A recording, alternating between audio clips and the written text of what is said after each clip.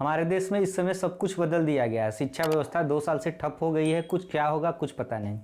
यहाँ तक कि जितने भी गवर्नमेंट या प्राइवेट एग्ज़ाम होने वाले थे यूनिवर्सिटी का या कोई भी, तो अब ये हो गया है हमारे देश में। पहले था कि आप पढ़ाई करिए, पढ़ाई करने के बाद डिग्री लीजिए, फॉर्म भरिए, एग्ज़ाम दीजिए और नौकरी पाइए। अब ये हो गया है कि पढ़ाई करिए, डिग्री लीजिए, उसके बाद ट्विटर पे कैंपेन चलाइए, तब एग्ज़ाम होगा, फिर ट्विटर पे कैंपेन चलाइए, रिजल्ट आएगा, फिर ट्विटर पे कैंपेन चलाइए, मेरिट लिस्ट बनेगा, फिर ट्विटर पे जो है कि कैंपेन चलाइए और आपकी ज्वाइनिंग होगी।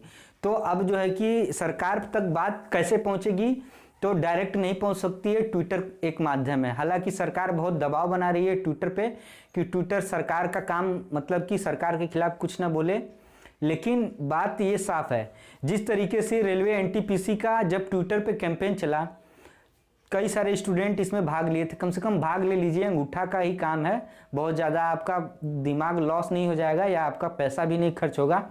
तो आपको पढ़ना तो है ही, सबसे ज़रूरी काम पढ़ना है। उसके बाद सेकेंडरी जो ज़रूरी काम है कि ट्विटर पे कैंपेन चलाना है। एनटीपीसी सीबीटी 1 का फाइनल एग्ज़ाम हो जाएगा जुलाई तक।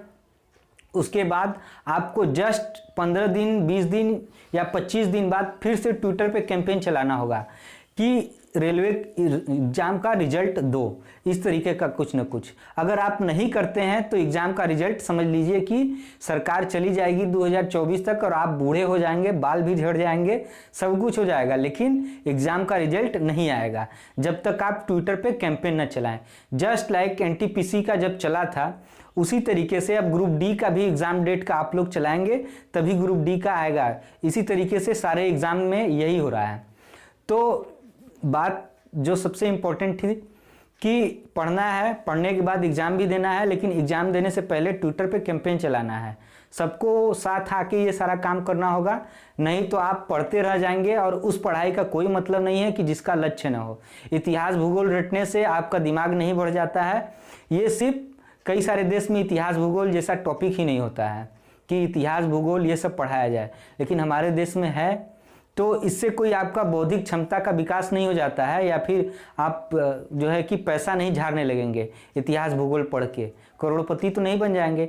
इतिहास भूगोल क्यों पढ़ता है स्टूडेंट?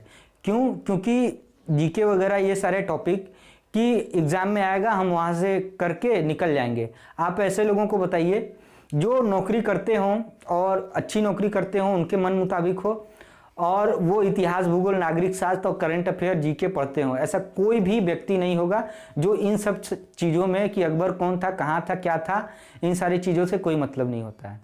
तो पढ़ाई भी टेम्प्रोरी है, लेकिन फिर भी अपने आप को मोटिवेट करके नौकरी पाने के लिए ये सब कुछ करना होगा। सरकार इतनी अच्छी है, हमारे देश के जो है कि शिक्षा मंत्री बदल दिए गए हैं। अब रेल मंत्री भी बदला जाना चाहिए था, लेकिन अभी तक बदले हैं कि नहीं ये तो नहीं पता है।